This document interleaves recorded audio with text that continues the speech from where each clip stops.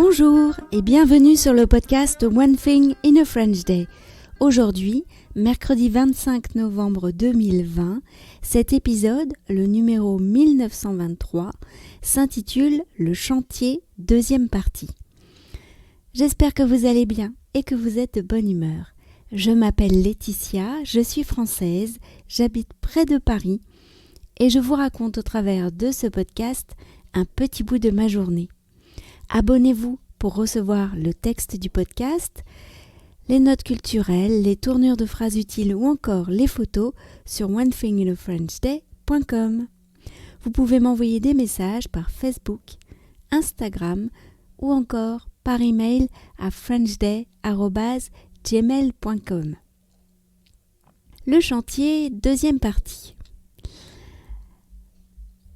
La première phrase de la description du livre de Nicolas Joulin m'a convaincue. Je cite « L'auteur, qui s'est immergé durant une année dans le monde du béton armé parisien en tant qu'ouvrier, retrace ici l'itinéraire de son enquête. » Je l'ai commandé.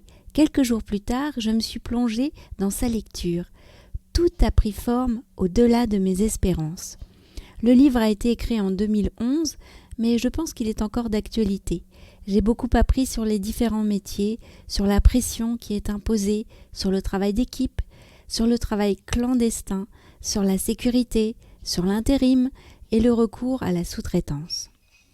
Aussi les blagues racistes, les tâches dévolues à certains en fonction de leurs origines, les batailles pour avoir la grue, les petits chefs immondes, etc. Un soir, il était déjà assez tard, les deux chantiers-man qui coulent les dalles de béton devant chez nous travaillaient encore. Je savais qu'ils étaient là depuis bien avant 8 heures, qu'ils avaient passé la journée les bottes dans le béton liquide à l'étaler avec leurs grandes spatules. Ils en étaient au lissage avec leur lisseuse motorisée. Il était 18h30. Et là, arrive un des chefs, un de ceux qui lisent les plans. Lui, il arrive avant tout le monde le matin. Il a le plan à la main et met des coups de peinture en bombe sur le sol.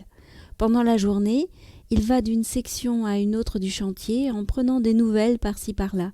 Je l'imagine bien en train de dire des choses comme « Ça avance bien les gars, faut que ce soit fini pour ce soir » ou « On se dépêche, il y a une toupie qui arrive à 17h » Bien sûr, je vois tout ça de loin, mais je reconnais ces personnages à leur allure.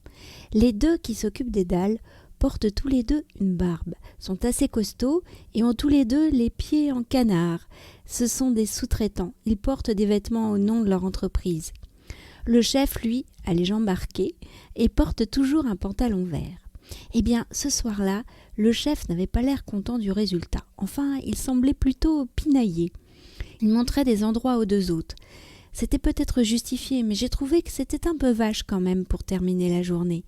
Ça ressemblait beaucoup à « j'ai besoin de m'énerver sur quelqu'un et c'est sur vous que ça tombe, parce que vous êtes encore là, et tant pis si vous allez finir plus tard. » Parfois, on me demande si le chantier fait du bruit, beaucoup moins que le terrassement cet été.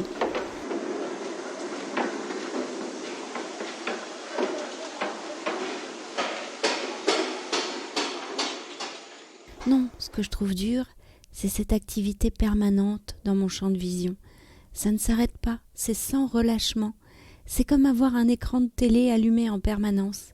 Difficile de ne pas avoir le regard attiré. One Thing in a French Day, c'est fini pour aujourd'hui. Je vous retrouve vendredi pour un nouvel épisode du podcast. À bientôt, au revoir.